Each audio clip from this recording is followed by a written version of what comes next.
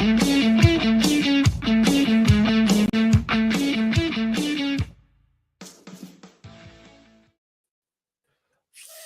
the Chicago Bears. Here we go.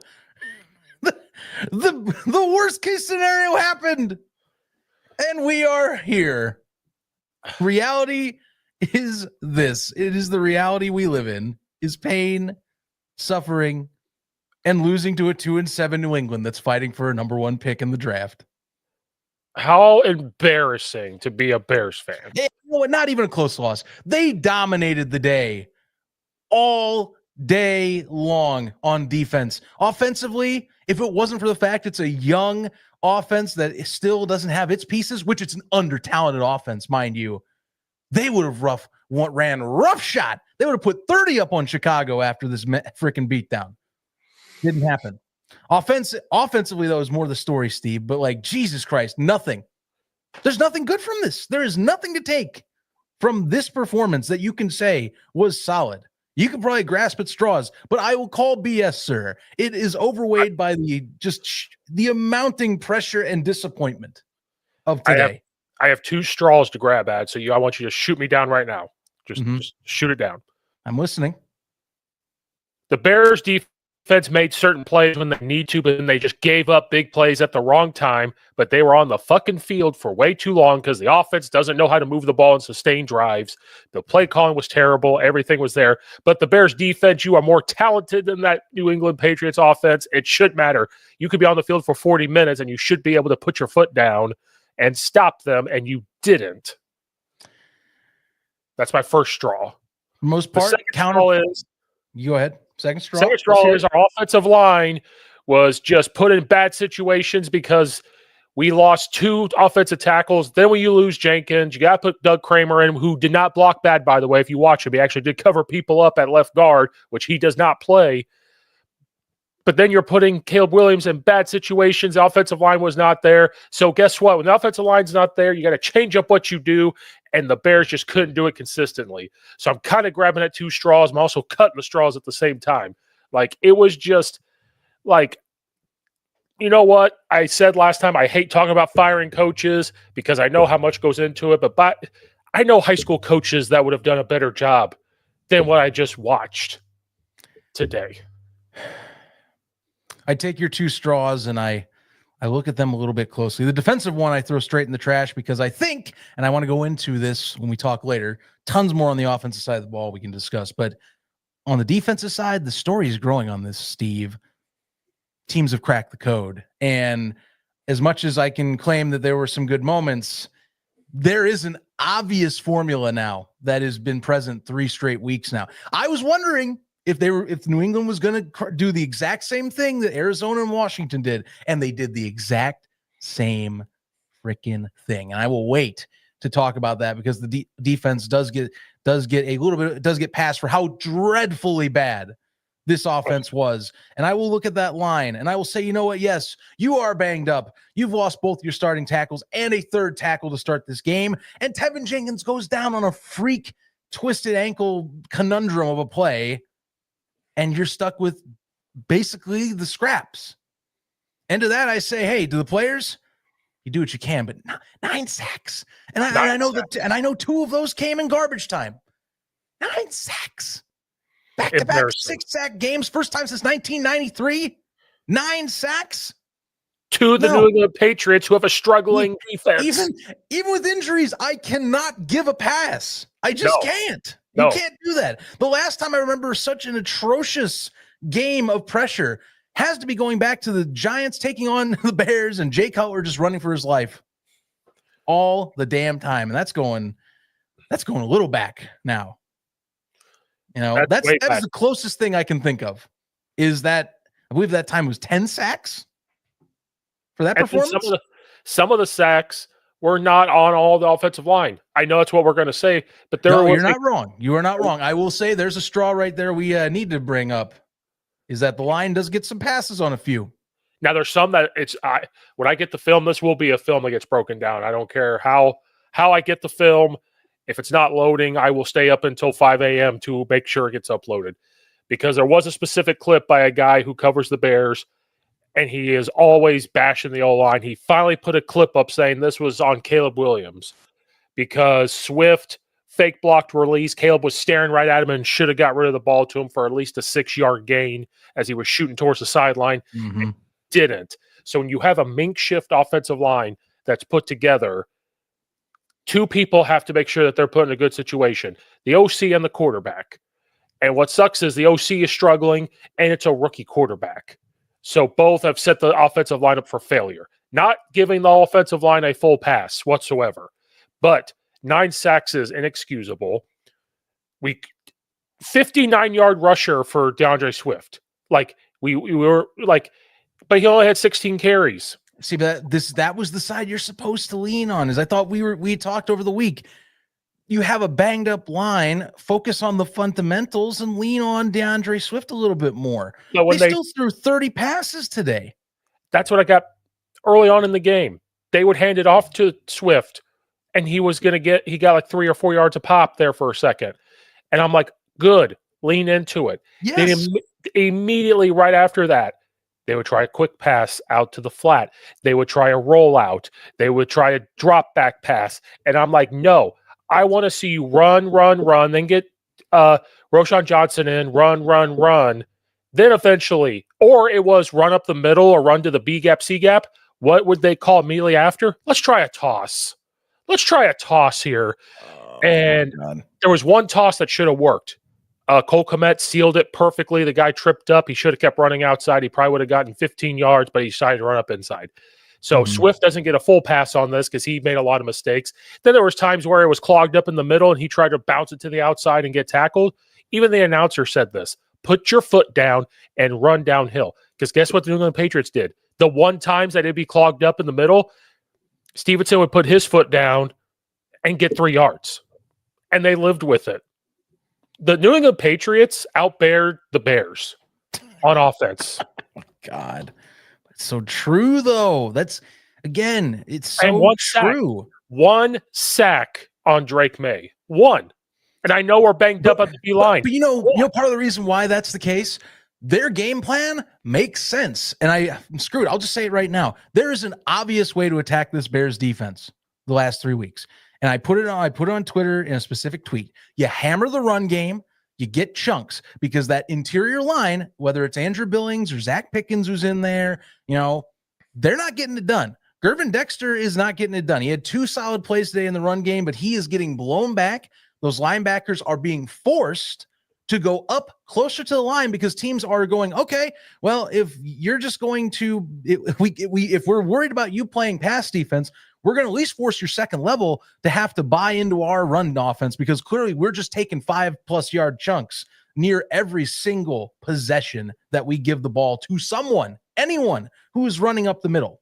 Then the second level moves up, and eventually, you know what happens? Some opportunities start presenting themselves in the second level. Yes, even when you have a play or two that gets stopped, eventually the pass offense gets balanced. Oh, look, here's a 15-yarder that just happened to get wide open. You know why? Because the linebackers can't go back to help assist when the zone defense isn't enough or you're getting burned on man coverage. Oh, look, another 10-yarder. Oh, look, someone gets bailed out by running out of the pocket like Drake May did late in this contest. Like, it's very obvious what teams have to do. 3 straight weeks, Steve. They've done the exact same thing. Washington decided, you know what? Screw trying to run our offense. Let's just do the formula that works best for us. We're just going to do that. Arizona perfected it, and New England ran the exact same thing. Difference is they have less talent on that team, but they still did it because Ramondre Stevenson ain't half bad of a running back. So you tell me how they correct this when the rest of the schedule has fantastic rush offense on their side.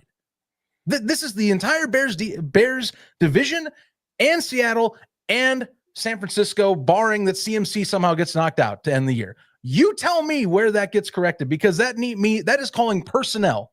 This is a personnel thing at that point. But it's an obvious broken crack the code. The defense seemed like it was the rock. It still is compared to the 2 units, but now there's a formula way to beat them. It's very obvious how to do it too. The formula is to do exactly what you say on defense, and the formula going against the Bears offense is let's just send everybody at Caleb Williams. Let's be super physical with the receivers in man coverage. with a guy over the top so we don't get beat deep. And if we're pushing them around, that's been the key to frustrate Caleb Williams. Oh, and another formula is look at all the receivers that are frustrated. DJ Moore's frustrated. There's only 2 that aren't frustrated. Keenan Allen, who had a good day with 5 catches. I was glad to see him involved. The other guy that's not frustrated is Odunze because he's a rookie. Like, he's not going to go out there and show that.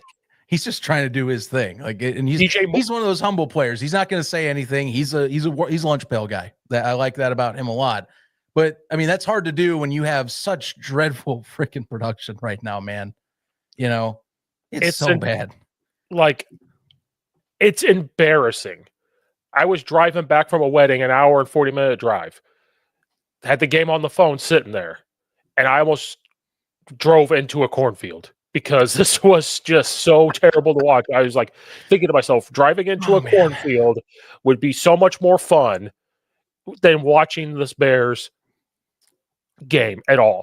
Just to brighten up this combo, was it an Indiana or an Illinois cornfield? Both.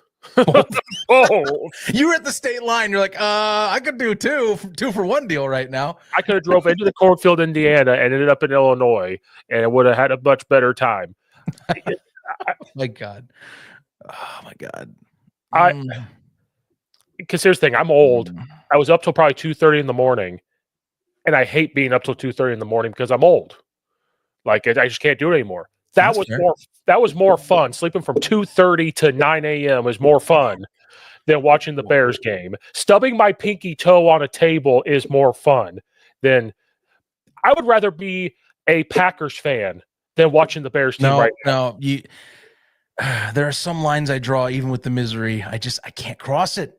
Let me rephrase this thing. I will wear a cheese head tomorrow to school, and that would be more fun than watching the Bears. As long as you promptly destroy the evidence and the materials that were with that cheese head. I would come home and put it in the fire pit, of course. Like, it would be well taken care of.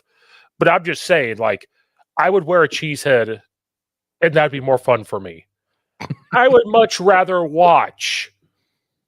I don't even know what the worst team in the NFL is. It could be the New England Patriots. The New England Patriots could be the worst team in the NFL besides the Giants. But I thought they were. They lost to Tennessee previously. And now you see Carolina can't be called that. They have their 3rd win this week. New York, the Giants have to be now. That's the lowest of the low at this point. I would rather watch Joe Biden try to talk than watch this Bears game. I'm just thinking of things I'd rather do. I don't even know. I'd rather watch soccer than watch this game. Oh my God. That's soccer. Where I'm at. What have we done? We've broken this so bad that we're watching other football. I would watch other football than watch this Bears team. Help. We need help. Besides the run defense, I feel so bad for the Bears secondary. The Bears secondary is there. We gave up some plays when we could, but like you said, you want to know why some of those were open? Because the linebackers were flying downhill. They were rolling out. They had some guy coming in right behind them, and you're putting a lot of pressure on your safeties, who are good. I was glad to see Kyle Gordon back. We're still up without Brinsker. Like, we still are missing, but they were all there. But guess what? Teams have figured out, I don't care how good your secondary is. We'll get something here and there just because it's the NFL, it's a passing league. We will get something. But if we're getting 2 to 3 yards a run and our quarterback can skitch around and get us a couple yards here and there, undesigned, when the pocket breaks down and they're able to see that, that's the code. And let's keep that defense on as long as possible so that way that rookie quarterback on the other side is going to be uncomfortable. And everything has gone bad. And you're not the only one that has tweeted this out. We've said this for weeks, and I'm finally starting to see people tweet it out. What the hell happened during the bye week? Seriously, what in the world is going on 14 days between games that you go from the sky's the limit, you've solved the puzzle, to this? And a lot of people are pointing that that maybe the freaking Washington Hail Mary just broke everything. And that's what really all it is. Because to be fair, Chicago took the lead with only 30 seconds on the clock in that matchup. And there was no reason, if you think about it, without a Hail Mary, that that game doesn't go their way. But even that being said, if we flip back and look at that game in closer detail, Offensively, it was a train wreck up until the final 5 minutes of that contest. Like, what do you do in 14 days that you go from, we've solved this, we have a rhythm, we've got our quarterback confident, we've got, quality in turn, we've seemed to have found some sort of game that works for us in blocking mechanics for run and pass, to just throw the entire thing in the trash? Because apparently this was working not well enough. We got to scrap the entire thing, not minding that we had games with 30 plus points and everything, and some of the best performances by a QB in a rookie season ever. Throw it in the trash, Steve. Doesn't matter. 14 days. I look at 14 days to see what the problem is. What the hell happened at Hallis Hall in 14 days? You said this last week, and I'm fully on board. We got to get over the fucking Hail Mary. You are professional. It's time to move players. Suck it up. Aaron Rodgers has Hail Maried on how many teams? Like, it happens. Suck it up. Learn from it. Quit. They were blaming Eberflus. Cool. But guess what? You are adult NFL players. The job is to figure it out on the field. Even though if you know it's wrong from the head coach, you're there to help fix it. But you would rather point the finger at the head coach during that situation. Even Cole Kmet kind of did that. Not fully, but they're all starting to do that. And I get it. Point the finger at him. But at the end of the day, like, figure it out then. You'd rather find a scapegoat. The scapegoat thing is for us as fans to do. You as NFL players have to figure it out in the locker room no matter what. Like, stop pointing the finger and take responsibility. Like, hey, Stevenson, take responsibility. Other defensive guys take responsibility. Like, the Hail Mary thing, though, that's no longer an excuse. It was cool to talk about for that week and leading up to the next game and blah, blah, blah. And then you get an ass kicking. Like, an ass kicking against Arizona. Freaking drubbing. 2 weeks drubbing. My God. This is embarrassing. Props to New England. Props to New England for coming in and not being scared of the Bears. Like, the Bears are undefeated at home. We're going there. We're not doing very well. Let's just stick to our game plan, not do anything crazy. If it works, it works. It doesn't, it doesn't. And I respect that about what they just did. The Bears, good God almighty. And Caleb Williams, his rookiness is showing big time. DeAndre Swift is not running as hard consistent as he did during that. There's certain moments, but it's not happening. And then the personnel decisions. Why was Roschon Johnson in during the times where they had to pass it and DeAndre Swift wasn't in? You want a marquee way to destroy a 2-minute drive? Have a fantastic throw, call hurry up offense, and run a draw play. And then the line now Colton Shelton's been terrible. Colton Shelton's been terrible all year, so I'm still gonna not forget that. But like, how do we run a 2-minute drill when we just got some sort of momentum on in the pass there? Call a draw play with your slower of the two primary running backs. That makes a lot of sense. Even with Swift in, don't fucking call that play or the 2-minute drill. And yes, to be fair, don't effing call it. Just don't call the play. There's no reason for that play in a 2-minute drill. Why is it in the 2-minute package? You should be calling a pass. Keep that secondary on its toes. Keep those guys moving. You're playing right into what, at that point, what New England was supposed to do, which is get back to the quarterback. Now, credit, draw plays are designed to take advantage of that, but that's the wrong time, wrong place, wrong running back to do so with the wrong effing line to do that play in the wrong situation. You need a good line to pull that off. The Bears are not a good line right now. They're injured, and it's low quality in the backups department. It's barely good line right now. Ryan Poles, it's barely passing the passing grade. Ryan Poles, you see the pattern here? See how not spending on a unit bites you in the ass at some point? You see how not spending on certain free agents bites you in the ass? Oh, we're passing on guys. We don't want to overpay.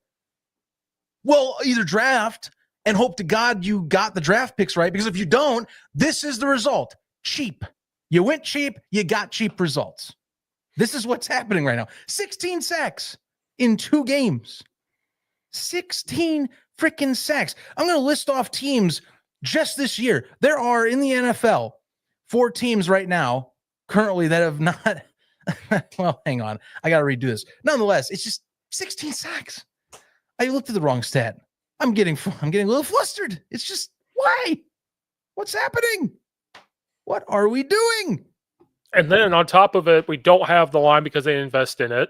I know they started to do well, but now this is what happens when people start to get injured or what, anything else. Who do we put in? Who do we have to put in? And then, are you listening to me, Matt Eberflus and Shane Waldron?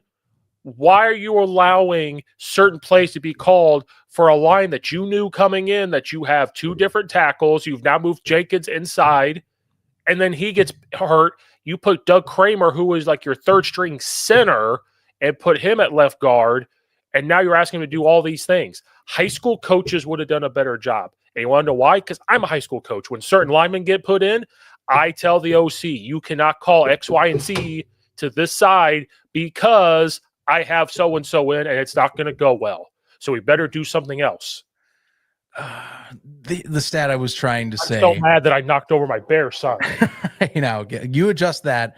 Here's a fun little fact and credit. Stats haven't been fully counted up yet. So I'm going to go off just starting and ending the day.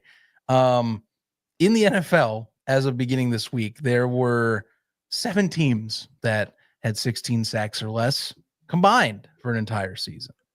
And some of those might have already moved above 16, but you get my drift. I can even move this goalpost even farther if I wanted to. It's ugly. It's so ugly. Chicago's jump now. By the end of the day, Chicago will have jumped to number 2, giving up sacks in the year. The only one worse is Cleveland. Oh, and God. We don't want and you know what? I take it back. That is the worst team in the NFL. I earlier said New York. That's your comparison right now. Is the Cleveland goddamn Browns, who are the epitome of dysfunction at this time this year. That's your company you're keeping. And with the roster that we have. With the money that's been spent in certain places too, by the way. Money that's been spent. Some would say not the right ones, but, with the money that's now spent at this current time. We're sitting at 4-5, and one of those losses is into a 2-7 New England Patriots team. And then we have, what they say, the toughest schedule coming up. Confirmed. The toughest schedule left in the NFL. It has been the buzzword. It has been the buzz phrase of the week talking about Chicago. Because if they don't win against New England, it's the easiest opponent left on your schedule. There's only one sub 500 team left on Chicago's schedule, and they are 4-5, and it's the Seattle Seahawks, who are still currently playing in, though a beat-up division, one of the most competitive divisions in the league, and still is a very talented team that plays right into what we just saw the last 3 weeks. That is a team that can beat Chicago. That unless Chicago's offense gets off the damn couch and starts doing something, you're going to watch that defense sit there and hope to God they figure something out to slow down Kenneth Walker and DJ Metcalf when he gets open and available targets and with company. That's what you're waiting on right now. The Bears are not going to win another game. I don't know about that. This is the NFL, but it's not looking good. It is not looking good right now. The only teams left on the schedule I could see us pulling a win out from, Packers, Seahawks. That's about it. I'm gonna, man. The Lions run the ball way too much. Seahawks is definitely still on my radar. Packers, I mean, I want to say yes. I really do. It's a rivalry game. It means more in the fandom, but I just don't see it unless Green Bay completely shuts down and has a complete disaster. That is too good of a football team. They still have our number. The one that I think in the division we will have the most likelihood of getting a split on is Minnesota, as so far recent weeks have shown that they are not the team that I think the NFL thought they were. Eberflus. The only way to get back on track is to pull together. No fucking shit. The man of freaking generic answers. Like we have reached with Matt Eberflus the Mark Trestman level of generic nothing burger talk at press conferences. That is the level we've gotten back to with him. You know, I thought he kind of was already there, but now it's like, it's pretty confirmed. Like this is like Mark Trestman level of like PR speak, and you can't do too much. I get it, but like sometimes, you know, gotta have something better to say than nothing. 142 yards of total offense. That is embarrassing. Disgusting. That is terrible. 1.8 yards per pass. Per pass? Per That's pass. Right. Per pass. 3.7 yards per rush. Only 73 rushing yards against the New England Patriots. I don't care about the makeshift O-line. What helps them get confident? Hang on, let me double check this here. Oh yeah, that's right. I'm sorry, I'm not even looking at a page because I know this off the top of my head. New England has a sub 25 rated defense in both of those categories coming in. This is the second straight week Chicago has come in to play a team that has or is right at that 25 ranking mark defensively in both categories. And both times they have found near to nothing to move the ball, Steve. 2 straight weeks, 2 garbage defenses by every metric. Abso-freaking-lutely nothing. 0 touchdowns in 2 games against these defenses. 0. Big, fat freaking 0. It's right there on the camera, people. That's 2 of them. 2 games against sub-pathetic defenses that in the NFL with anyone that's somewhat competent should be able to compete and get a win. For a team that has this much invested. 0. And the more I think about it, the more I get pissed off. You're telling me we could have had Cliff Kingsbury be our offensive coordinator? Like, that's what you're telling me? Now you could have. But again, before that was the case, and I will still stand on what I said earlier in the offseason, so we're not going to be hypocrites here. I saw Shane Waldron's work he put in Seattle. Seattle turned around. He helped make that offense and Geno Smith look pretty decent. And what kills me, how does that go from one spot to another? And it doesn't look, where's the system? Where is the system here? And again, back to the bye week. You find stuff. You adjusted your system. Throw that out. F it. Throw it in the trash. Back to what we started the year off with. Screens.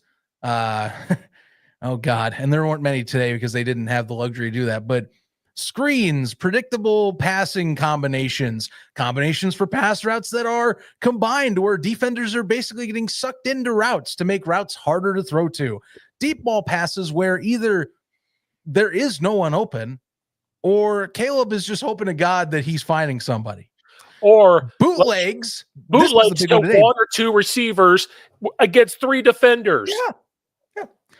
Freaking, that's what I'm saying. These pass concepts continue to be baffling for how are they designed to where everyone is getting sucked in this close. Dan Orlovsky pointed this out this week, and I'm like, yeah, it's a problem. But it's not only a problem this year.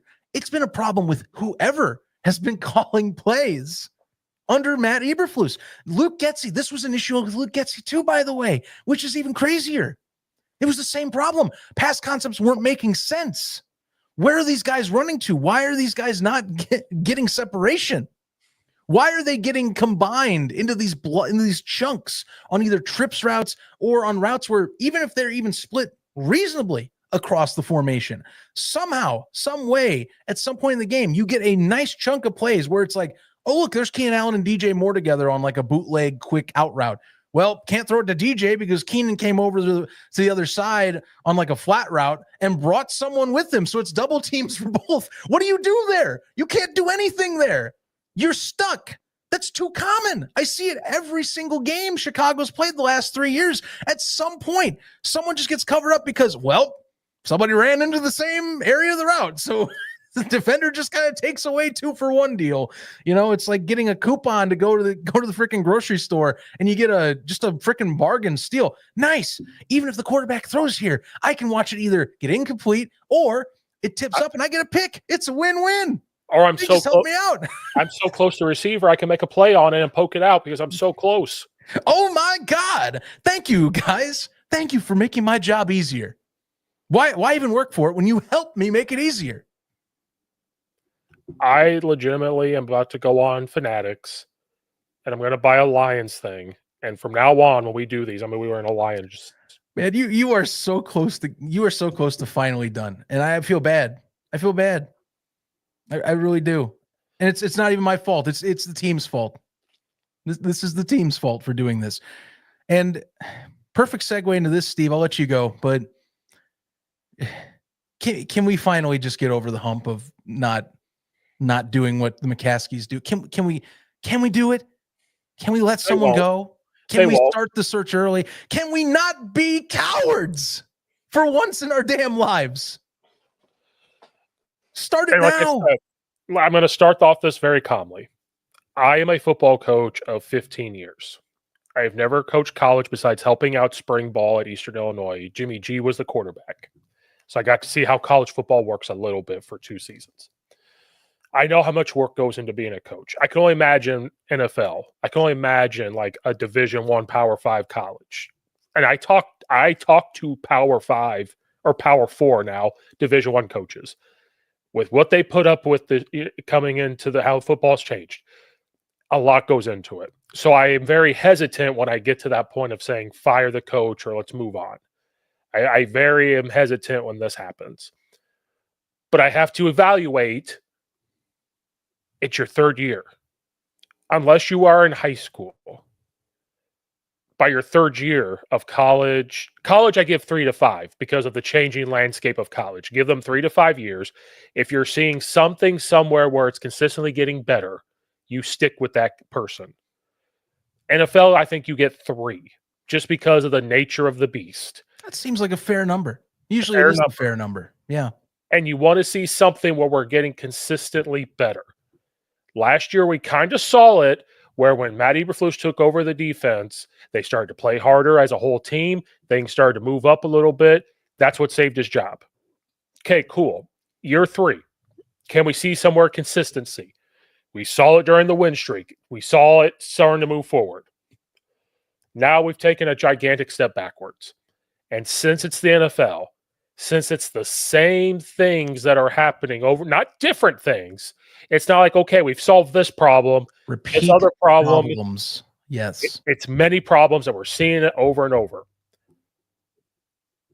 Matt Eberflus seems like a great person, great defensive coach. If he goes somewhere and gets a defensive coordinator job and that's all he has to focus on, they are going to have a top 12 defense. It's time to move on.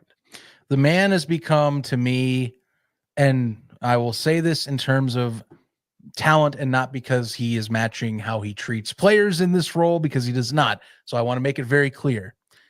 To me, this man will become almost a Josh McDaniels of defense. Fantastic coordinator. Man knows how to call and scheme defense all day long. He's great at it. He is. Personnel right now is not helping his formula, nor is the offense. But he's great at defense. He's great at knowing how to make disrupting plays, how to make a fantastic secondary. He knows that. He's a good coordinator when he focuses on that side. But he doesn't have that luxury here. And I don't think he has enough capacity as a coach of this nature to do both these jobs correctly. And that's why I'm saying this. The man's going to be a fantastic coordinator wherever he goes. But his time in Chicago, barring surprise again, and I say this even more bafflingly, barring surprise again, it's going to be over. This is the downturn of a regime that is coming to its end, and the man's going to be finding a job. It just won't be in Chicago. That's going to be it. It won't be in Chicago after this year. I have a feeling they're not going to pull the trigger. I have a bad feeling they're not going to because they've never done it. They're the only team that's ever done it. But guess what? McCaskies, other Bears people, you adapt or die. If it's the right decision and your gut feeling of what you observed, you guys owning the Chicago Bears, one of the oldest franchises, one of the biggest markets, one of the most historic franchises, arguably the most historic franchise in the NFL, the one that helped basically found the NFL, the one that has George House's name slapped on it, that has the most Hall of Famers slapped on it. Stop being cowards. Pull the damn trigger for once in your life. Pull the trigger. Do you want to win? Do you want to get back to those glory days? 1985, for God's sakes. Next year is going to be 40 years ago, Steve. Like, I bailed on talking about the Bears in the 85 season, and I didn't grow up in that era. I just watch it because it's glorious. You know what I want? I want something, again, where I can talk like I do with, like, 06, but on a consistent level. I want to be that. I think I saw it on Twitter this week. I don't remember who said it. I don't want a one-off season anymore. I have grown up with one-off seasons. We get one step or to the step of the promised land, and then we just sit there and get back into like years of just dread, misery, and disgust and terrible organizational malpractice. When do you stop being cowards and pull the damn trigger?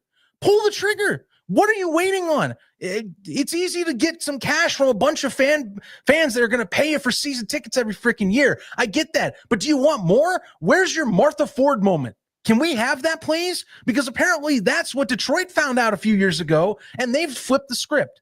They learned that now it's time to get things done. Stop being in misery. Look for excellence. The first step is to get some freaking cojones and fire a damn coach mid-season and start the search now.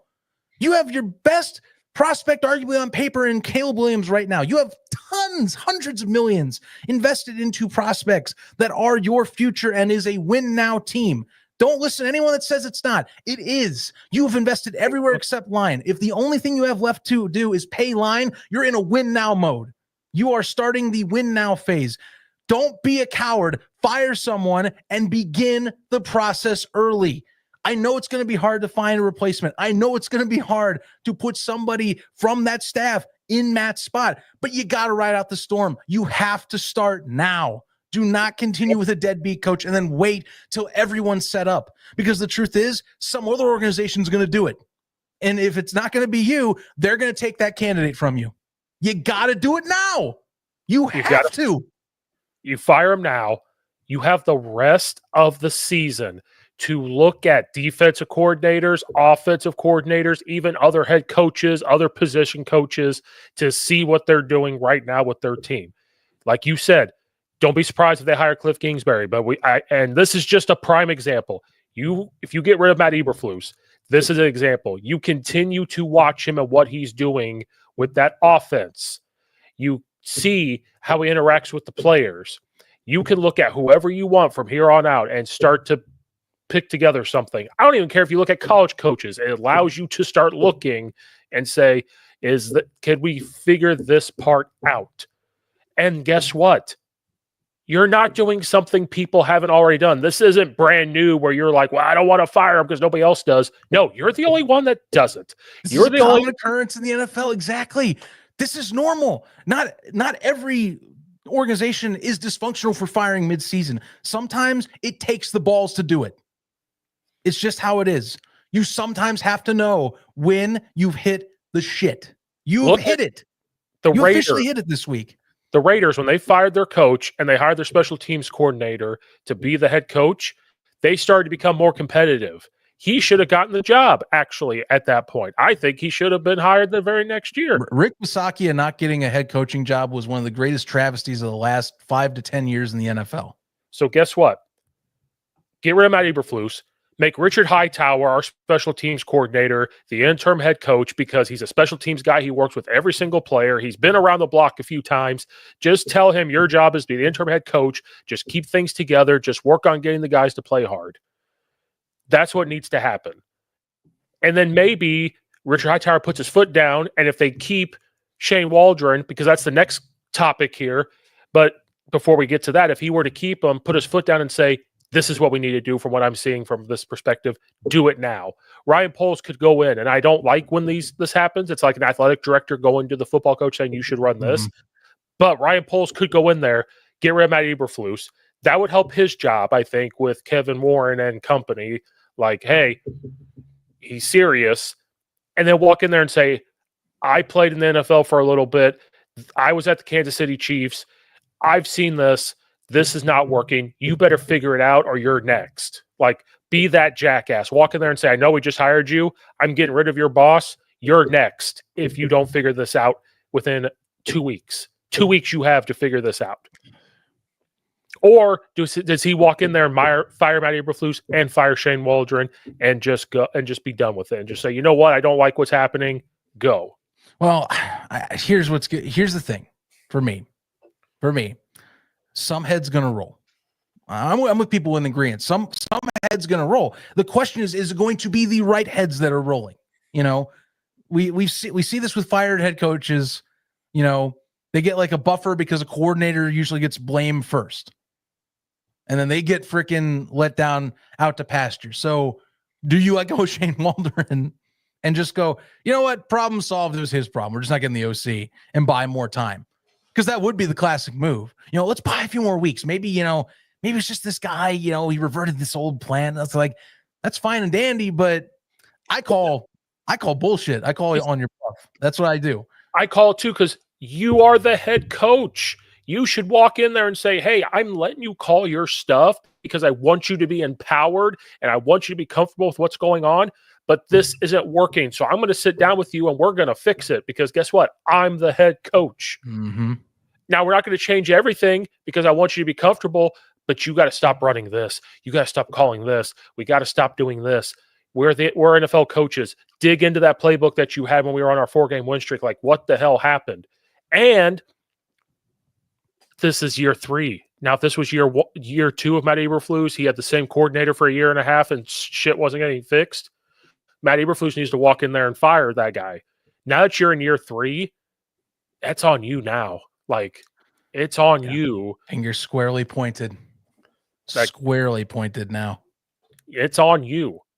And I personally think, and I hate this for Shane Waldron because he literally was just hired, there's that deep gut feeling that both need to go. Like, before.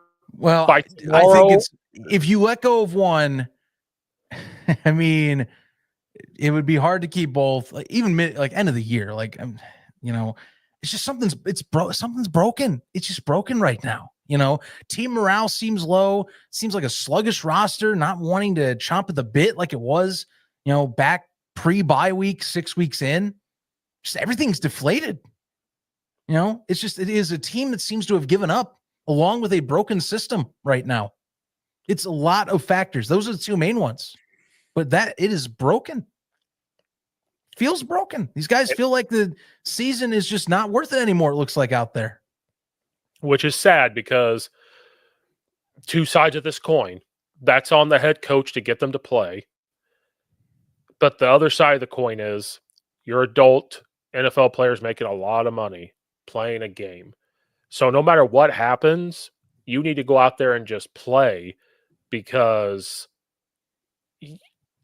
there's people out there playing the game for fun. Like, go out there and throw the ball around. They play for fun. You are getting paid. These people are paying the $600 tag mark for a Bears ticket to go personally and watch. That's what gets lost on athletes sometimes is, do you not realize that people will save up all offseason to buy 1 or 2 tickets, take their family, and go to a game? And now, let's say it's even just $200. $200 is a lot. Then you got to travel. The fandom tax for this franchise is big no matter where you go. And this is speaking as someone who's lived in Arizona and now started following the Cardinals. To give you kind of some perspective, I paid probably, I would say 150% higher a price to go watch the Bears get shellacked in Arizona than a Jets fan would this week. Like, just think about that. Jets tickets were, when I saw us, the cheapest 400 seats, which is nice in State Farm Arena, by the way. $71 a ticket before fees. Oh, My it's Bears awesome. ticket with parking and credit, or actually remove the parking. My Bears ticket before fees jumped to just about $150. That's ridiculous. Like, that's the tax the fandom has, by the way. That's ridiculous. But that's the expectation. So here's the thing. That fandom deserves more. It's already represented, again, the most historical franchise in the NFL by most accounts. Most Hall of Famers. Up there, second in championships. Most wins, I believe, still, though Green Bay is catching up, sadly. It's all up there. This team has not been it. The McCaskies have failed spectacularly. They continue to do so. It's riding off family legacy at this point. Yeah, and guess what? That's only going to get you so far. Like, we're at the point now, we can't live off of coattails of former owners. We can't live off the coattails of 1985. We can't live off the coattail of even 2018. Like, even that close, not so far away. Even 18 feels so far away. It is, in 6 years is a long time, but like, it feels farther than that now. We can't live off of that anymore. I mean, Jesus Christ, Steve, I'm wearing this 100-year visor. I still remember vividly going to that 100-year celebration in Rosemont, Illinois, watching all these Hall of Famers come to the stage, listening to Matt Nagy, Mitch Trubisky and company, Allen Robinson coming up on the stage as well, saying, this is it. We've solved it. We have removed the one-off year. We have finally become a legitimate, threatening franchise again. Only to watch that get scrubbed away. Same process. New person, same old mistakes is one of my favorite songs goes by. The McCaskies have to go. They've been effing up for too long. But that can't happen. See, we keep sitting here talking about McCaskies and everything else.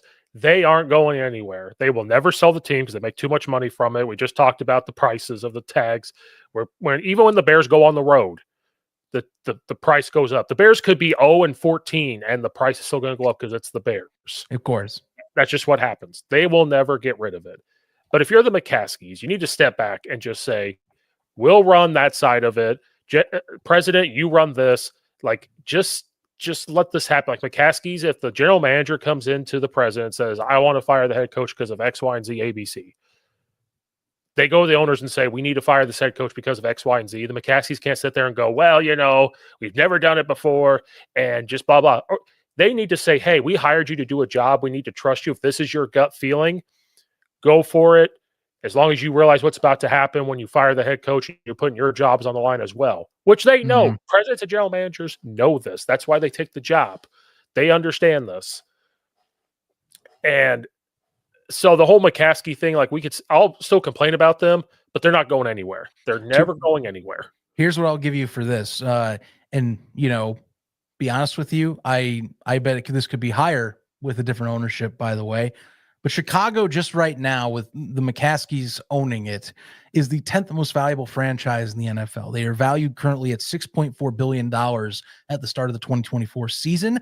The team, as of, at least I believe, 2023 numbers, if I'm according to CNBC, turns $590 million in revenue as of 2023, and pretty much you assume every year.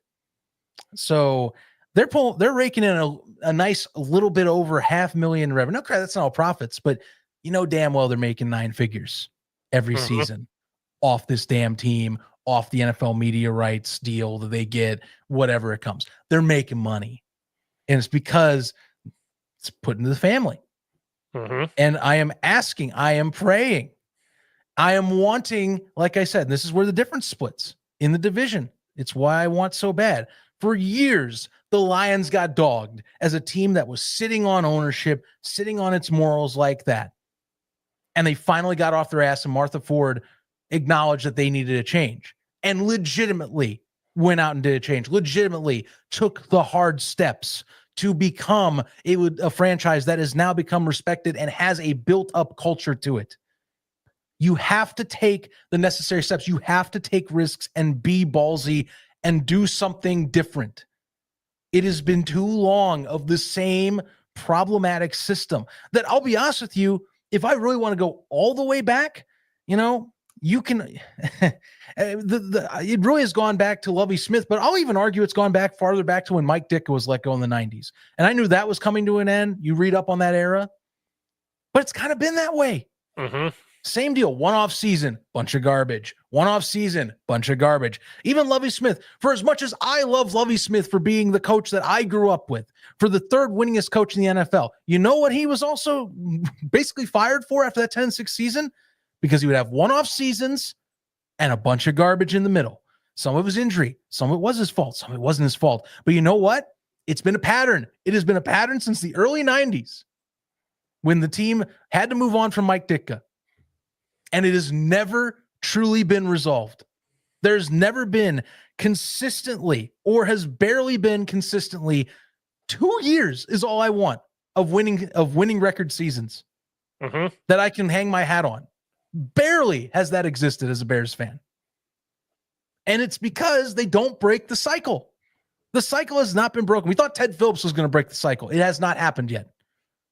It is an ownership issue at this point. That it is that simple right now. They're focused so much on this damn stadium deal with Kevin Warren. You know what? I want Kevin Warren to just freaking ignore it for freaking 6 months. Just 6 months. Just go in and do what you need to do. I know he was brought in for business. Fine. But he's also a football guy. Do the football things now is what you're going to have to be worried about. I'm not a fan of Kevin Warren, but since he is with the Bears, I need him to just put his foot down and say, oh, we want a new stadium? We better figure the team out first. Do we deserve a new stadium right now? No, you don't, because we're not putting production out. And it's not like we have a garbage roster. We don't.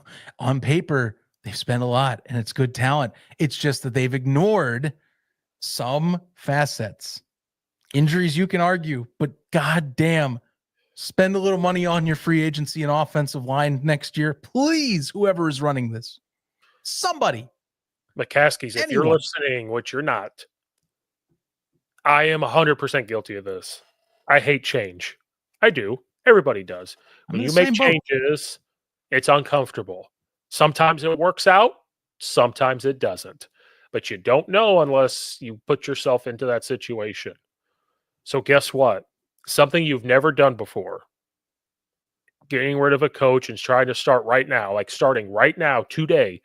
We are looking to try to save the season because we feel like we have a roster that can all we're looking for is compete and heart. You give us that and put yourself in the right situation, that's all you need. And it's the NFL, and that's why you never know what's going to happen because it's the NFL.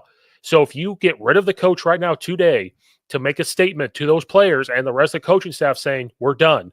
We are done with this.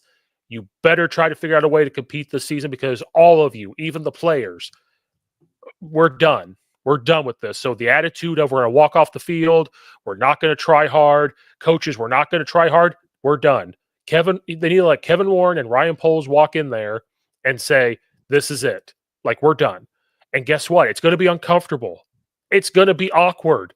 You're going to have to answer questions from the media. But guess what? People like you and me, I do not care. You get paid a lot of money to do that. Stand and deliver. Stand and deliver. That is your job. It's going to be uncomfortable. And it may not work right now. But now you've put it out there that you are not messing around anymore as pretty much the most historic franchise that doesn't win Super Bowls year in and year out or competing every other year or every 4 years. Put your foot down and say, this is what we need to do. Because at some point, I don't know when, fans are going to stop. They may actually, I'm not saying they're going to boycott the team and not go because how do you say no to going to a Bears game if you stumble upon it? But at some point, they're going to get done with it. And fans, maybe that's what needs to happen. Like, we get caught up in, oh, look, we got DJ Moore. Look, we've got Caleb Williams. Look, we've got this. So we're going to be back all in. And that happened to me. We're back. We're all in. And then this shit happens again and again and again. Who's going to break the cycle? It has to start with management and ownership. So please, I know they don't want to listen to fans on everything because we don't know everything. We don't know what goes on in practice. We don't know what happens in the locker room. But at some point, you kind of have to listen and say, oh boy, like the fans are not happy. How do we try to help? And it's not like if this was Matt Eberflus's very first year, we would not be having this conversation. We'd be like, it's his first year coach, trying to figure it out. It's year 3, and it's the same stuff over and over and over and over again. So I think it's got to be time. They won't do it. I guarantee they won't do it. I don't have faith either. I'm fully with you. I think they will I think they will chicken out. They'll hold out, finish out for a full year, and then let them go. I think they will, and I hate it. I hate that is that predictable now. It's that pattern, but they probably will. Again, like they've shown, I've seen nothing from George McCaskey that suggests he is going to, again, I reference this, nothing that has suggested he is going to have his Martha Ford moment and freaking put up and do the things necessary. I just don't see it. Not from that man. Not in this lifetime he has. I don't see it. No. And they never give a good reason as to why they don't do this. They're just, they're loyal. I get it. You want to be loyal to the guy that you brought in because you don't want to look dumb, right? You're not the only ones that this happens to. The Patriots got rid of Bill Belichick last year. If the Patriots and Bill Belichick can depart from each other, it's okay to get rid of Coach Eberflus. And the only reason freaking Belichick got a whole season is because that was out of respect for the legend that man is. That man would have been fired mid-season too. Robert Kraft is that kind of owner, but he is also a respectful owner. This, you can't do it. Not for a coach that has never shown any sign that he's going to get a winning year right now. You know, maybe at week 6 end he was, but it's not looking good again. 7-10 feels very lucky for last year too, by the way, after what we're seeing now. So I don't know, Steve, how do we fix this? What do we do to even address to fix anything? Injuries, just to get something to look towards next week, I guess is how I'm viewing this. Injuries are going to dog you still. You're going to keep getting dogged until you have your starting tackles fully healthy. Tevin Jenkins, I just assume, is either going to limp his way to trying to start next week, or they do sit him down to realize, hey, you're not fully there. And then you're just kind of riding, hopefully on blind luck, that your line either gets a better scheme to run behind or plays better. You know, trade deadline's gone, so no trades. You're not doing that now. Not sure what's on the free agent market you can really access at this time. Like, you got to kind of juggle some stuff now. It's hard. There's not much to juggle. No. Until injuries get resolved.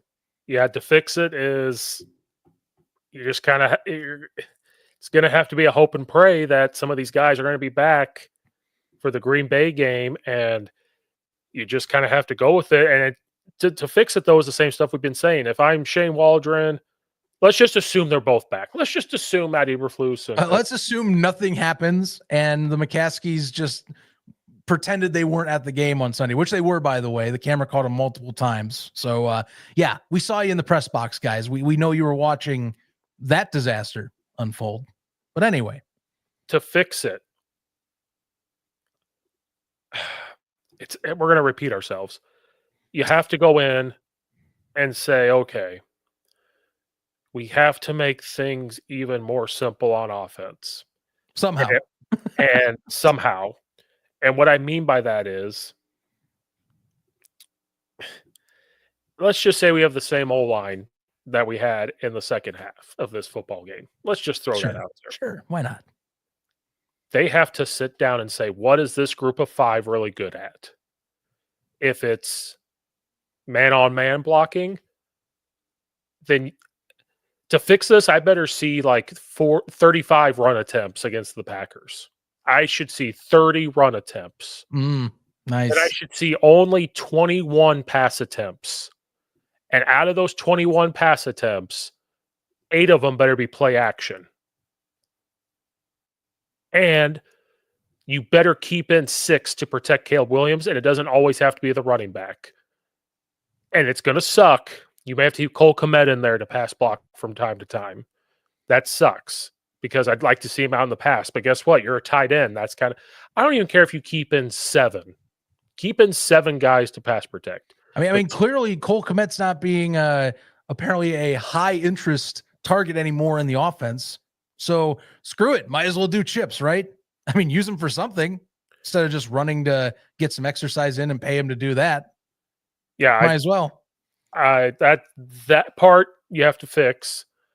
I think you have to tell Caleb Williams you're not allowed to check at the line anymore, to just let him think about the play that you just called. Or if you give him a play to check, it has to be a run play. So if you give him a pass, you're only allowed to check to this one run play. I don't care. And it better be a downhill run. It better be, if you give him a run call, he can only check to this quick game, and that's it. And I understand the tempo thing has been fun, but when they go tempo, he's kind of calling the play. If they're going tempo, you have the way to talk to him. So if you're going no huddle, it has to be this play. Is that going to frustrate some of the veterans?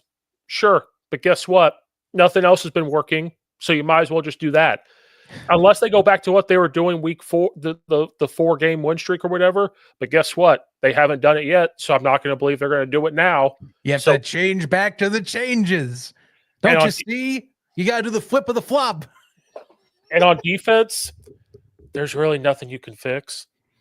There's nothing. That's a personnel problem. That really is all it is.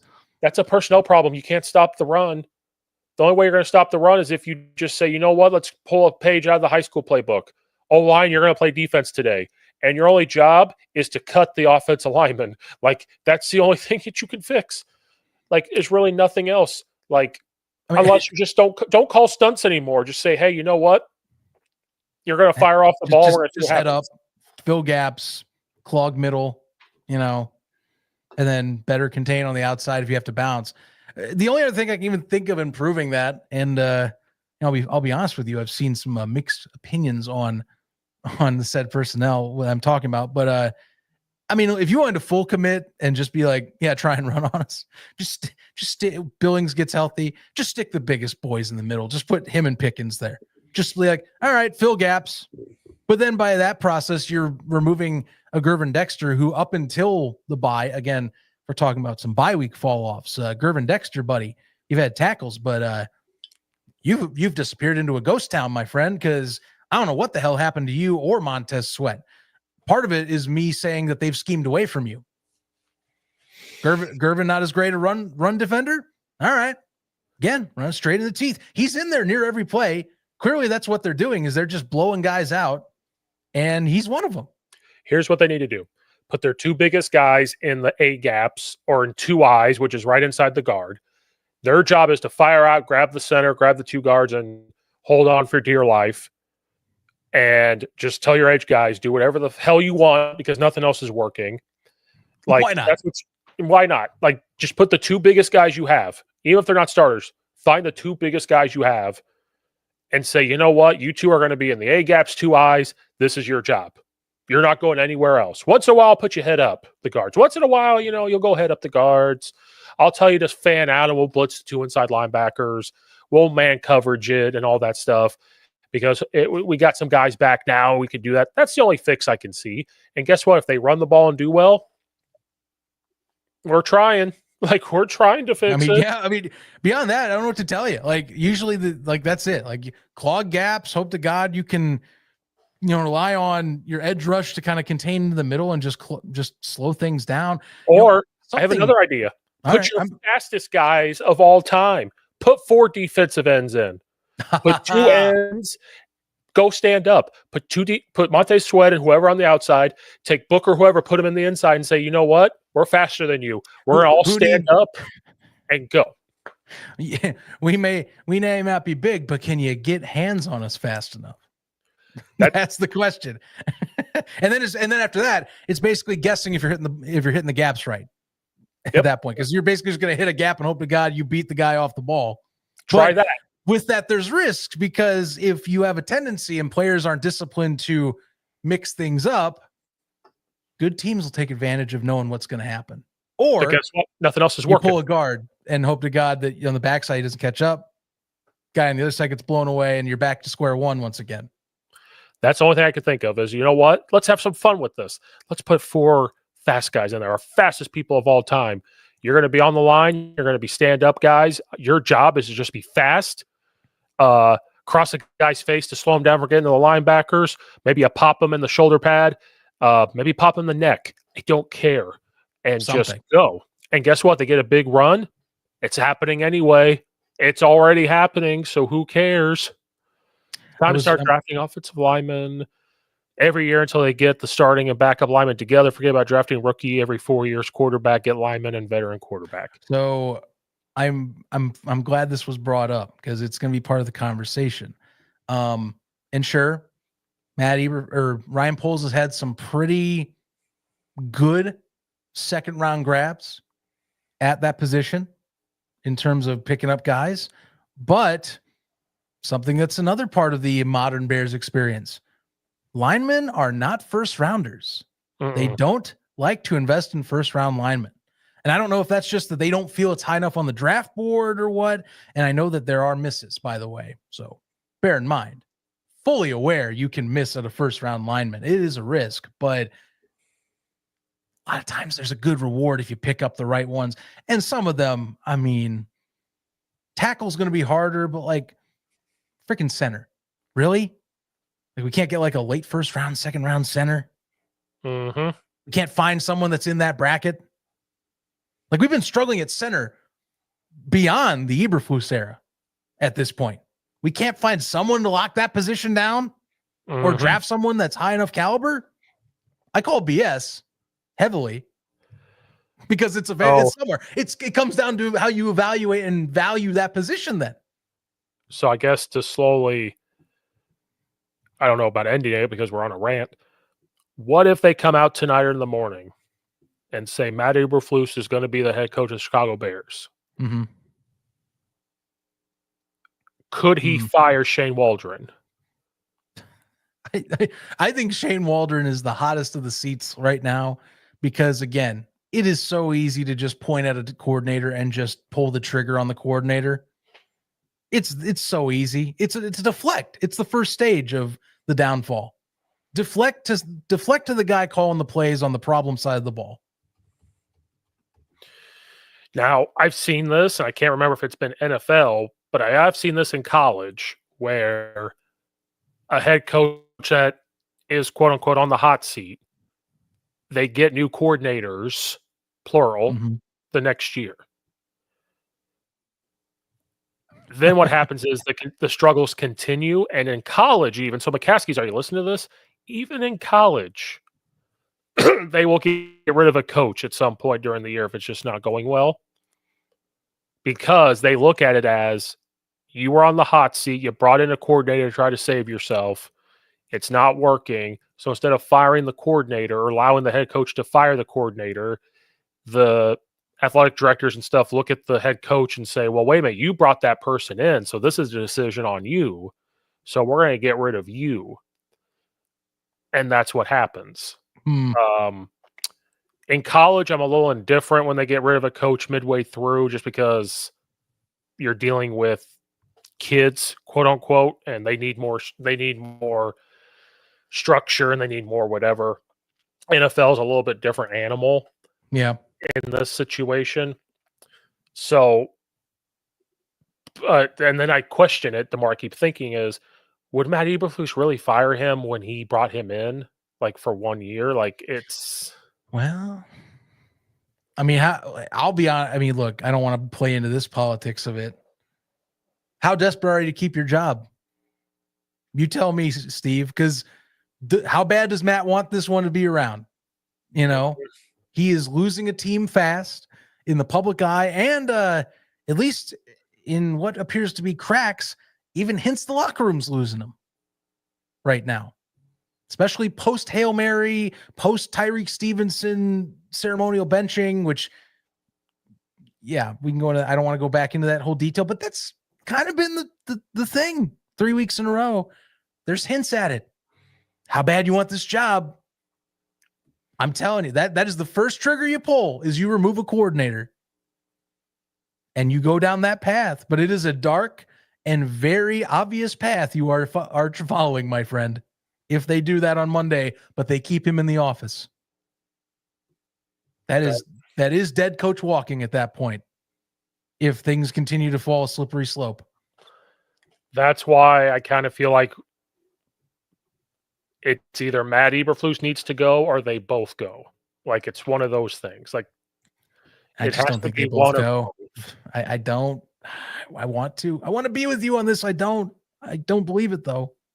In any other organization, that's what would happen. Any other organization in the NFL, for the most part, yes, would have the balls to do that, but not Chicago. No, they don't. And I think Richard Hightower would be a good guy to overtake it because he's with the Bears for a while back in 2016. Just a rock. Someone who's a rock, has been around the block, knows how to navigate the front office, by the way, possibly, or at least has seen some of the interworkings, you would assume, and could be, and again, stopgap. Somebody, anybody, Yeah, that would be a guy to just kind of hold it together. And then he can make the decision on does Shane Waldron continue to call plays or do they promote Chris Beatty, who's the wide receivers coach, Thomas Brown's the pass game coordinator. Do they bring him up, like one of those two guys, and say, hey, you're going to call offense now. Shane Waldron, you'll coach the quarterback still, but I want one of these guys to call the plays because it's not happening. And that's if they get rid of Matt Eberflus and give Rich Hightower that power. If they get rid of both and say, Rich Hightower, you're coming up, does Richard Hightower decide to call the plays? Does he get one of these other, like, it's a whole thing. But I just have a feeling we're going to wake up tomorrow and they're going to say, Matt Eberflus is the head coach of the Chicago Bears. You'll hear that at the podium or something. I honestly would love to hear, and I know it's easy for them to not do this as much, but I kind of want to hear from the front office. And at least I know it won't happen, but hey, can we get some mic time for Chairman McCaskey to hear from this man, to get grilled by not a media pool that I think is just as frustrated as any Bears fan, Chicagoan, you name it, in this franchise that has a massive base across the country. Can we have that conversation? Here's an example. Mike Norvell at Florida State. Florida State, goes undefeated last year. Now they can barely win a game. Today, it's reported that he has fired his offensive coordinator, defensive coordinator, and wide receivers coach. Dead coach walking. That is dead coach walking. Even in college, you have exhausted all options. You have won one game in the ACC for a team that, and funny, we talk investment, that invested a ton into the season. Dead coach walking right there. That's a sign. Coordinator goes down. In fact, it's both of them. Dead coach walking, Steve. That is a prime suspect who is waiting for his corpse to be disposed into the black Monday garbage. So it's just a frustrating time right now. Chicago sports suck now. They sure do. Right now, they most definitely do. It is not a good period to be a Chicago sports any fan right now. Any sport, it's not good. No, not good at all. So not. The only hope we have is getting some news tonight, which I highly doubt. It would be a tomorrow. Yeah, it's going to be a Monday thing. Yeah. And I am 98% sure that nothing will change. They will try to ride this out, at least for the Green Bay game. Maybe they want to keep everything together for a rivalry game and say, let's keep everything here for this rival game and see. And then maybe when the Green Bay Packers stomp us, which I have a feeling will happen if this continues, and then maybe they'll make a change. Maybe that's what they're waiting on. I don't know. Nobody knows. But the McCaskies were at the game. I bet you they do a press conference because I guarantee reporters are reaching out and trying to talk to them and say, what? They got to say hell? something. Something they got to say. George, I don't even care how long it is. He's got to say something. Ryan Poles has to say something this week. Like, it's been that dreadful. Your GM has to be on the podium, minimum. Yep. And I think Kevin Warren probably needs to say something. I don't even care about the stadium anymore. I also would like to hear from Kevin Warren. That would be a good one. I loved it. Now I don't care anymore. Now I'm more worried about what's happening on the field. 2 years ago when we were rebuilding, okay, we were we felt more comfortable with this. Mm-hmm. Not anymore. Not anymore. Not with what was put together. Like Ryan Poles, besides the O line and the D line, like it is putting it together. Like it is coming to a point where it's competition, fight for that wild card spot, win right now, and we're not even in consideration for that. We're not consideration for the NFC North anymore. We're not consideration for wild card anymore. Like I have a text to my dad, and credit, it just shows you how quick things change in the NFL. I have a text to my dad saying, man, we could maybe win the North this year. How quickly things have changed. Oh, that's good. Oh, I'm going to save that one. I'll put it in the Louvre. Sorry, I'm cracking open a seltzer. There. Nice. There you go. There's your joke. Where's my horn of sadness? Here it is. There we go. I deserve that. Terrible. I'm not letting that one go. Not for a long time.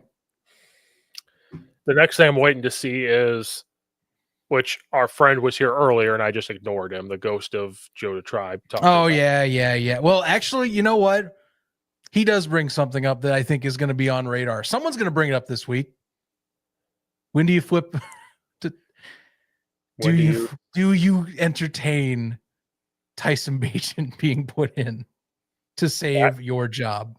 That was my last thought was, is that a possibility? If this, I hate even bringing it up, but my God, it is this desperate times to where I could somehow see the gymnastics of that happening in the coming weeks. Because Caleb Williams has played bad. Has he had moments? Absolutely. He has. Today was just dreadful. Last 2 weeks have been in particular, but it was hard. The reason why they won't do it is because of all the money they're paying him.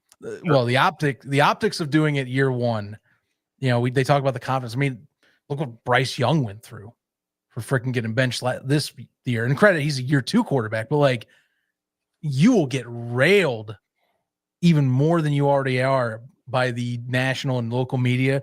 And again, Chicago's rough, but the national media loves, as much as they love when the Bears are good, boy, do they love talking about when the Bears are bad. And you'll get ripped into if you bench Caleb Williams. I don't want to entertain it too far than talking about it, but like desperate times. This is jobs on the line right now. Mm-hmm. So I'm not crazy. Some of you who are watching, and we've gotten a good audience for this show by our standards. Some of you watching are thinking about it. You don't want it to be a reality. I don't want it to be a reality either. Steve doesn't want it to be a reality either. No.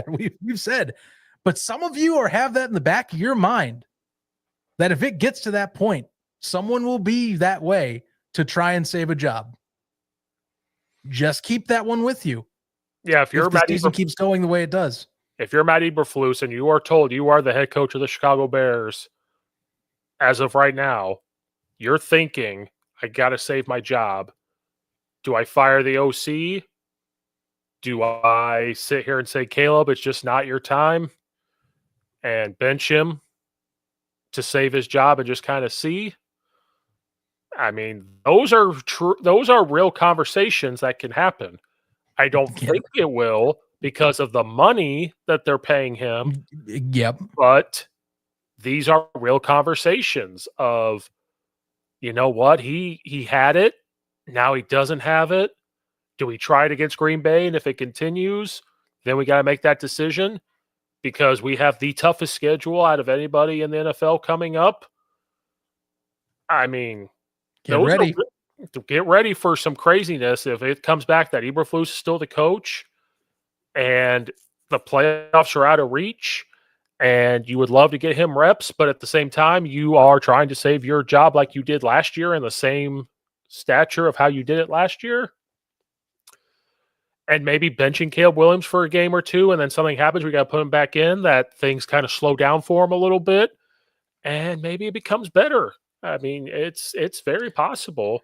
I mean, look at Drake May. I'm not saying he's a world beater, but he's been flip-flopped and has shown some growth. So, I mean... Yeah, you know what? Yeah, you know what? A story that is amazing that's going to come out today, and I'll say it. Drake May had a solid day. You know, kind of came out. He played the game he needed to play. Had a few questionable throws. Of course, had that terrible TJ Edwards interception they threw, which TJ, amazing acrobatics to get 2 feet in, but had a good day. That was a good rookie performance by the kid who's only had a few weeks in for New England. I hope changes get made so my Thanksgiving's not ruined by watching them at Detroit at 11:30 a.m. Well, I will be in Detroit to watch that game with my aunt and uncle who are Lions fans. There'll be plenty of talks. Can I give me some Lion gear, like really nice Lions gear? I'll go consult them, but keep in mind, don't be surprised if I let that slip because I want you to stay on this side. I know it's harder. I know it's getting hard. Stay with me, Steve. Don't go to the light. Don't go to the Honolulu blue light that's on the corner of your basement. I will move. It leads to you betraying something, even if it is not helping you right now. I might literally pop in Madden and just play as the Lions the rest of the day and just be like, this is what it could be. Oh, that's acceptable. That's living a dream. Oh, my birthday's this week. Maybe I'll ask for a Lions thing for my birthday. There we go. I don't have to, right? Just get a sticker. Just put it in your notebook. I'm going to get a podcast thing. I'm going to get a Lions thing and put it up. That'll be enough. You should do it where you get a Lions item and just hide it around the set every week. See if people can find it. Just post up a screenshot on Twitter every week. Be like, where did Steve hide the Lion memorabilia today? And it's just a giant ass flag. I wonder where it is. Where'd it go? Can you spot it? Dora the Explorer style. Wait for the chat to put something. Good. And then the next day, can you find it? Can you find this thing? Good. We've officially lost our minds. We're in hell. We are so in hell. Or as Bears fans sometimes want to call it, we are so back. We're so back. We're so back. It's like we never even left. All right, I think we got it. Oh man, what a show today! Great therapy session. Thanks to everybody that watched or was in the chat. Besides the ghost of Judah Tribe, he can go at any point in time now. But it's sad. We're eventually going to agree with him. At least, unfortunately, we are entertaining an idea that he's been bringing up since week 1, and now is at least trying to pierce through the veil. Mm-hmm. And I can kind of notice it trying to now. Oh God, I really don't. As soon as I here's my litmus test. I'm going to put it right here. If Danny Parkins on Breakfast Ball and FS1, who is basically the main, one of, if not the main Chicago sports face I know besides Michael Wilbon, brings up this as a possibility, we have jumped the shark. The season has officially jumped the shark, and that we have gotten to the point where this might be possible, and everyone's desperate. Mm-hmm. It's coming soon if things keep going the way they do. And it's amazing that that's the conversation that's going to be had. I have not seen anything about Justin Fields and Caleb Williams on Twitter as of right now. I just think people realize that Justin would also not excel with what is currently being put. I don't think any one of them would, nor Mitch, no one. None of the 3 that were drafted first round would. And I think it would fool's errand to try and defend that. Like even Justin Fields, he's benched. Clearly, you saw this week Russell Wilson willing the Steelers to now an 8-2 record beat the Commanders of an incredible touchdown pass to Mike Wallace. Clearly, he was the better option. So that argument died when Russell Wilson stepped onto the field on, I want to say Monday Night Football and showed the world that he's not a dead entity. He's just been beaten down because he put himself in position like that in Denver. So, yeah, the Justin conversation stopped because there is no Justin conversation anymore.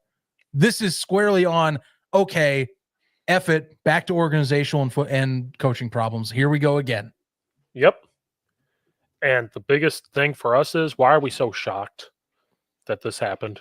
You know, I wish I had a better answer, but I don't.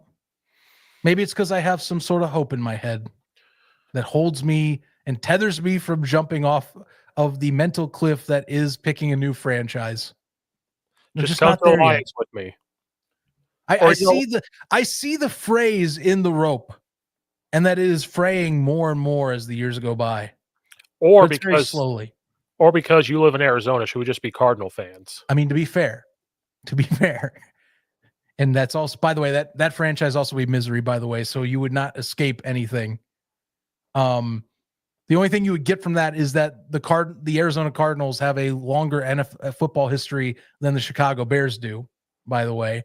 But that's it.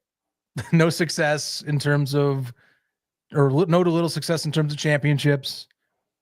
Lots of misery, moving franchise everywhere. But neither does the Lions, and I want to go with the Lions. True, but there's optimism. And again, ownership understood the assignment is, I think, the difference here. Again, that's true. I want that Martha Ford moment. That is what I'm waiting on. The one where she has to, where you saw, like, first year, Dan Campbell is getting hired on. They are fighting to get a first win. And she had the guts to go and encounter Detroit media out on the field and talk with all of them and stand firm and saying, I have to make those hard decisions. We have to basically be steadfast and work what we got. I believe in this roster, and I made those sacrifices. They did the necessary steps. That's what I want. I want the necessary accountability and public facing that the Ford family does, that the McCaskies do not do. That's the difference. That is the night and day difference between those organizations right now. Bunch of cowards. Martha Ford knew what she needed to do.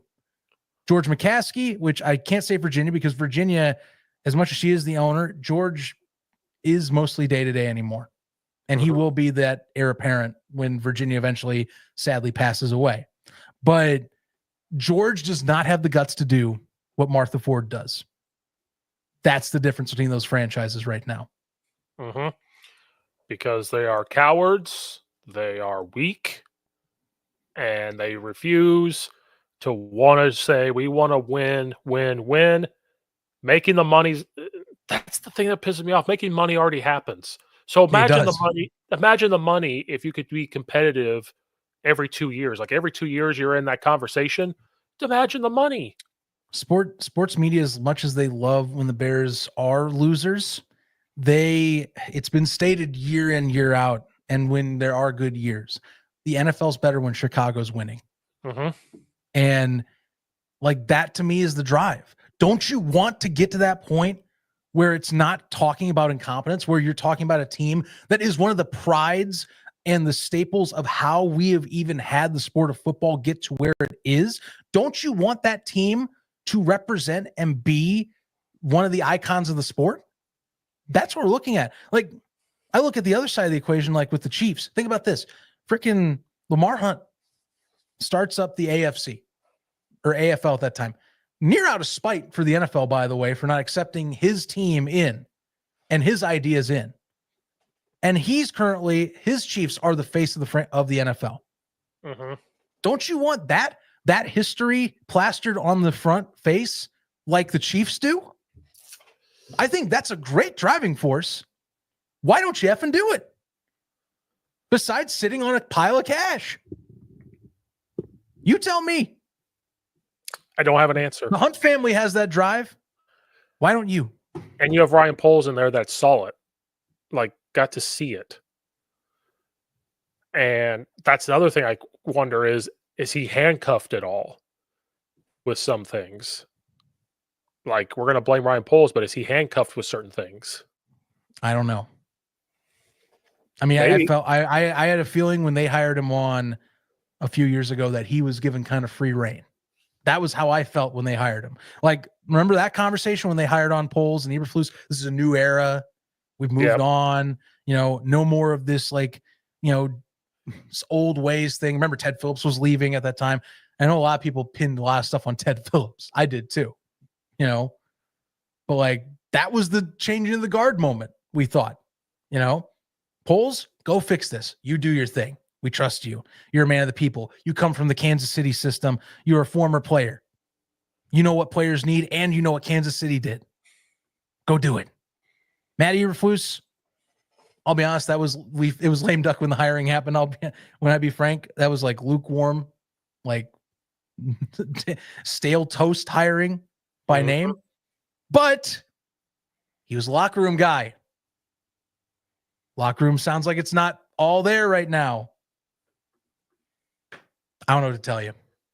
I think I've expelled my takes over the course of this 90+ minute period. It is a rough day to be a Bears fan. Some people with status quo today. This is to me feeling as low as can get. Oh, it is. And yet I'll still sit my ass back on the couch next week to watch them play Green Bay. Oh yeah. And I think that's the most frustrating part is I would love to say, you know what, I'm going to go do something. I'm not going to sit there and watch them. But by God, they'll be back on the TV. And by God, we'll be back right after or days after having the same conversation. And it's like, at some point, like, when does things change? At some point,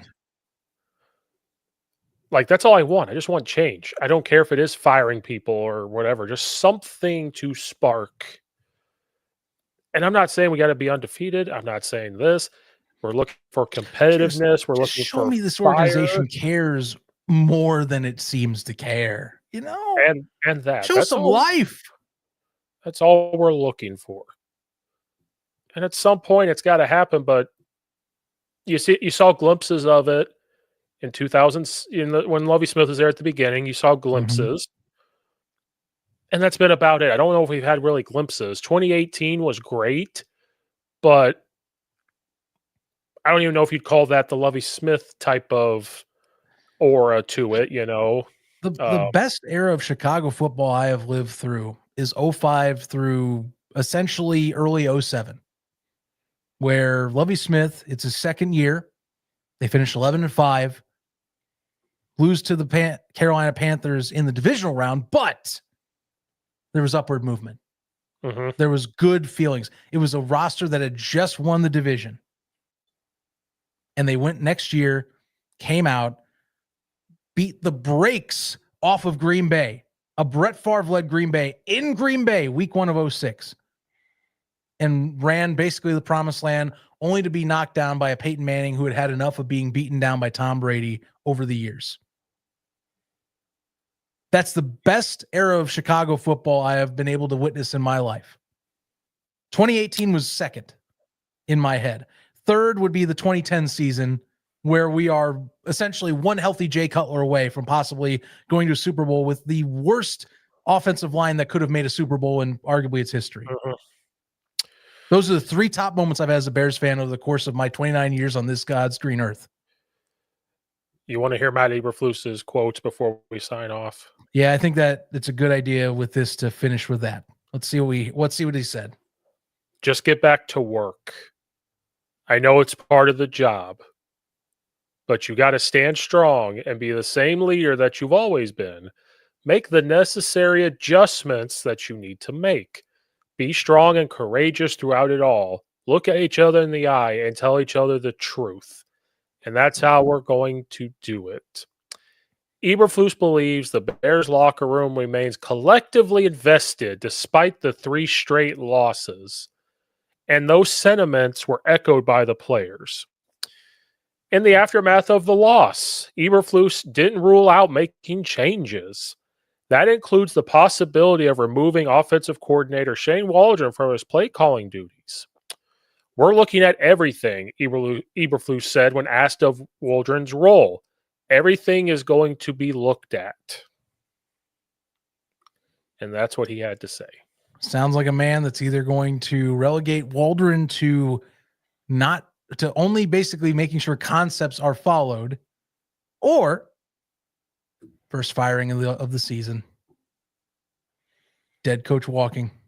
Mm-hmm. Because I think if Matt Eberflus, like tomorrow morning, fires him, then that gives management and ownership a reason to say, well, we can't fire Matt Eberflus. Look, he's trying to make a change. But then my thought process is, you're the one that hired him. Oh, God. Isn't this your fault? One will say. I guess this will be my last one. This was talking about price tickets and stuff. Oh, for what? For fans? Yeah. Like paying the price to watch god-awful. Oh, okay. I'm interested. Let's see what this guy says. The face of a man that wasted $300. I thought this was a video. Oh, shoot. I thought this was a video rant. I was like, okay. No, it's a picture. That sounds like the Soldier Field experience. Pay $200 to $300. Oh, sorry. You're already paying $200. Pay maybe generously $250 to $300 to watch yourself get an ass whooping most weekends. And I guess party with your friends. Probably the best you can give. That's a good side of it, though. That's grasping at straws. Actual straws. God damn it, man. We're going to lick our wounds and try to heal from this one, see if any changes are made. We'll address said changes if they are made. And then we'll try to do our Green Bay preview. It'll be rivalry week. So even though we got to lick our wounds and move on, it's time to play the hated Green Bay Packers. No matter what, Bears suck, don't suck. It's a must-win Green Bay as always. So hopefully we see some changes. If not, we may be back next week having the same fucking conversation. Oh, God. Oh, God. At least I've got you here. Yes, this is a therapy session. I could not do a show like this by myself. Good God, no, I would not. Tell your friends when the Bears lose, this is a nice therapy session to come chat it up. This is a great therapy session to have. Come say hi. 2 shows a week. That's what we give you. Usually if a big change happens this week, it might be 3. You never know. And if it's big enough, never know. But Steve starts basketball this week, folks. So we'll see what happens. Yeah, I'm gonna get a little weird. Just hit that sub button. Best I can give you. Hit that sub button below. Hit that bell. Follow along with you. You got a playlist for these. So following that playlist. Yeah. Yeah, it's all there for you guys. It's all there. Yeah. All right. Thanks for anybody watching or listening. We'll see you guys next time.